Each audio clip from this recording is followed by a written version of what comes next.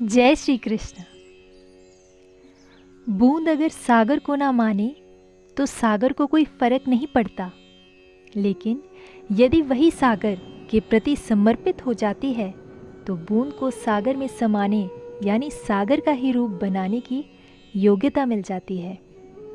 ईश्वर पर विश्वास करने से वह अंग संग महसूस होगा और कठिन परिस्थितियों सूली से कांटा प्रतीत होगी, यानी कष्टकारी समय सरलता से उसकी दया की धारा में कब बह जाएगी पता भी नहीं चलेगा। जीवन का हर फैसला भगवान पर छोड़ दो, वह आपकी हर समय रक्षा करेगा। ईश्वर के सामने अपनी इच्छा रखो, इन इच्छाओं के लिए समय तय मत करो। जो जीवन में घटेगा उस पर प्रश्न मत खड़े करो, बल्कि प्रभु पर अटूट विश्वास रखो। फिर देखना, प्रभु आपको गोद से नहीं उतरने देंगे। भक्ति में हमारा विश्वास कमज़ोर नहीं होना चाहिए। सुख दुख संकट में हमेशा प्रभु को याद करो, बाकी सब प्रभु जी ठीक करेंगे।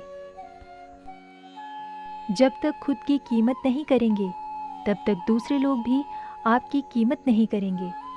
खुद की खामियों को अपनी कमजोरियां समझकर खुद की कीमत कम ना करें। यह दुनिया खुशी के पीछे भाग रही है। अगर आप खुश हैं तो आप कभी अकेले नहीं रहेंगे। आपका सबसे बड़ा प्रतिस्पर्धी आपको आईने के सामने ही मिलेगा। डर सिर्फ खाली बैठे रहने वाले लोगों के खाली दिमाग पर ही हावी होता है। काम करने वाले लोगों को डर को खुद पर हावी होने देने की फुर्सत ही नहीं मिलती।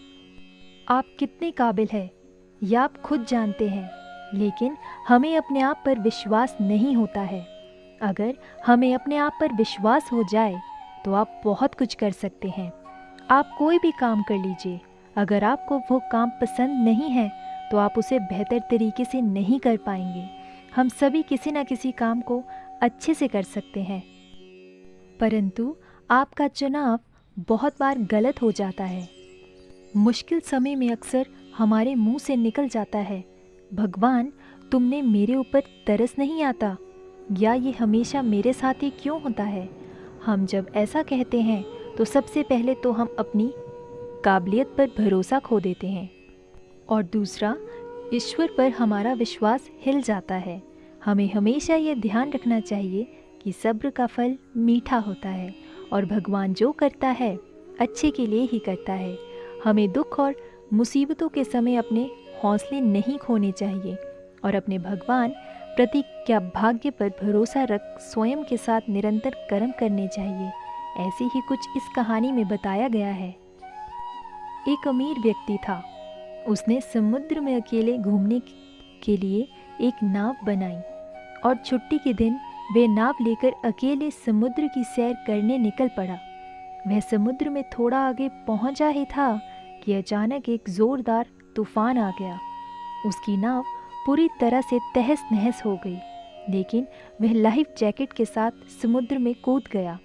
जब तूफान शांत हुआ तब वह तैरते तैरते एक टापू पर जा पहुंचा, मगर वहां भी कोई नहीं था। टापू के चारों ओर समुद्र के अलावा कुछ भी नजर नहीं आ रहा था। उस आदमी ने सोचा कि जब मैंने पूरी जिंदगी में किसी का कभी बुरा नहीं किया तो मेरे साथ बुरा नहीं होगा। उसको लगा कि ईश्वर ने मौत से बचाया है तो आगे का रास्ता भी वही दिखाएंगे। धीरे धीरे वह वहां पर उगे झाड़ फल पत्ते खाकर दिन बिताने लगा, मगर अब धीरे धीरे उसे लगने लगा था कि वह इस टापू पर फंस गया है, मगर अब भी ईश्वर पर उसका भरोसा कायम था। उसने सोचा, इतने दिनों से मैं इस टापू पर मारा मारा फिर रहा हूँ, क्यों ना यहाँ एक झोंपड़ी बना लूँ। पता नहीं अभी और कितने दिन यहाँ बिताने पड़ेंगे। फिर दिन लकड़ियाँ और पत्ते वगैरह इकट्ठा कर उसने झोंपड़ी बनाना शुरू कर दिया। रात होते होते उसकी झोंपड़ी बनकर तैयार हो गई थी। अभी वे झोंपड़ी के बाहर खड़ा होकर उसे देखते हुए सोच रहा था कि आज से झोंपड़ी में सोने को मिलेगा, मगर अचानक से मौसम बदला और बिजली ज़ोर ज़ोर से कड़कने लगी और एक बिजली उसकी झोंपड़ी पर गिर गई। उसने देखते ही देखते झोंपड़ी जलकर खाक हो गई। यह देखकर वह व्यक्ति टूट गया। उसने आसमान की तरफ देखकर बोला, हे ईश्वर, ये तेरा कैसा इंसाफ है? तूने मुझ पर अपनी रहम की नज़र क्यों नहीं की? मैंने हमेशा तुझ पर विश्वास बनाए रखा और तू आज मुझे ये दिन दिखा रहा है। फिर वह इंसान हताश और निराश होकर सर पर हाथ रखकर रोने लगा।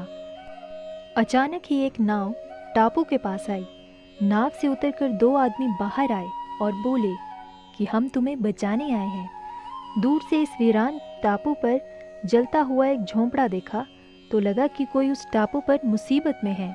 अगर तुम अपनी झोंपड़ी नहीं जलाते तो हमें पता नहीं चलता कि टापू पर कोई है। उस आदमी की आंखों में आंसू आ गए। उसने ईश्वर से माफ़ी मांगी और बोला कि हे ईश्वर, मुझे क्या पता था कि तूने मुझे बचाने के लिए मेरी झोंपड़ी जलाई थी। यकीनन तू अपने बंदों का हमेशा ख्याल रखता है। तूने मेरे सब्र का इम्तिहान लिया, लेकिन मैं उसमें फेल हो गया। मुझे माफ़ कर दो। दिन चाहे सुख के हो या दुख के, भगवान अपने बंदों के साथ हमेशा रहते हैं। हाँ, हम एक बार ईश्वर से रूठ सकते हैं, लेकिन ईश्वर हमसे कभी नहीं रूठते। वह हमेशा अच्छा ही करते हैं। अक्सर हमारे साथ भी ऐसे हालात बन जाते हैं, हम पूरी तरह से निराश हो जाते हैं और अपने ईश्वर या नियति से रूठ जाते हैं और विश्वास खो देते हैं, जिससे हमारी यानी आत्मविश्वास में भी गिरावट होती है। लेकिन फिर बाद में हमें पता लगता है कि परमात्मा ने जो भी किया अच्छा ही किया, नहीं तो आज मैं यहाँ ना होता।